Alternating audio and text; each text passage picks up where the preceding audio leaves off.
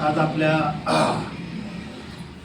पद्मावती कॉम्प्लेक्समध्ये रुद्रा डेंटिक या नवीन दवाखान्याच्या उद्घाटनासाठी उपस्थित असलेले आपल्या गावच्या सरपंच सौ पल्लवी गिरमे, उपसरपंच आपले रणजित घोगरे, रणजित गिरमे, आपले डॉक्टर घोटे आणि ज्यांनी हे भव्य कॉम्प्लेक्स आपल्या इथं पावड्यामध्ये केलं आणि गावाला एक चांगली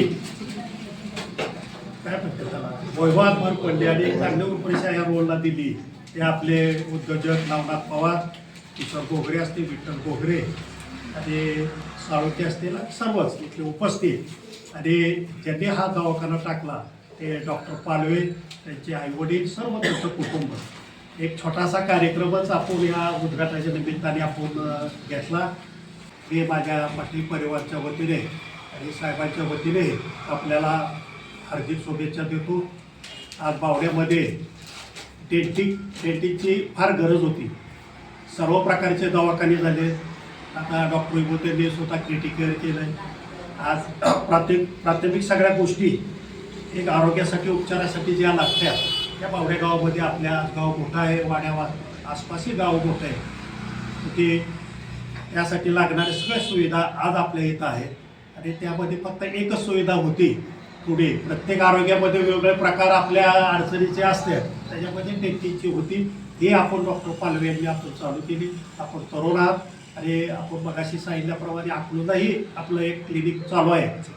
तर त्याबरोबर बावड्याचंही तुम्ही एक टायमिंग सेट करा आणि एक चांगल्या पद्धतीचं ट्रीटमेंट करायची. सुरुवात अशी करायची की परत पेशंट दुसऱ्या पेशंटने सांगितलं पाहिजे ह्या डॉक्टरकडे गेलं पाहिजे. आपण तरुण आहात, आपलं कुटुंबही एक चांगल्या पद्धतीने आज आपण सेवा करत आहात. असं चांगल्या पद्धतीने आपण करा. त्या पद्धतीने एक कॉम्प्लेक्समध्ये वेगवेगळ्या प्रकारचे तरुणांचे व्यवसाय झाले. डॉक्टर आहात त्या माध्यमातून असून एक सेवा आपण सगळ्या लोकांना दिली पाहिजे आणि एक अत्यंत आपण डॉक्टर म्हणून व्यवसाय करताना सुद्धा एक चांगल्या पद्धतीचं विश्वासाने एक आपलं शेवटी आपण काम केलं पाहिजे, जेणेकरून तो पुढचा पेशंट आपल्याकडे परत आला पाहिजे. तो पेशंट बरा होऊन दुसरा पेशंट आला पाहिजे, तो पेशंट परत नको. आणि ह्या पद्धतीने आपण चांगलं काम करा. मध्ये आपण काम करत असताना एक शेवटी प्रत्येक ह्या व्यवसायामध्ये शेवटी जिद्द लागते, चिकाटी लागते, मेहनत लागते. त्यातूनच आपण पुढं शून्यातून पुढं जातो आणि त्या पद्धतीने आपण सर्वांनी त्या पद्धतीने डॉक्टर आपण काम करावं.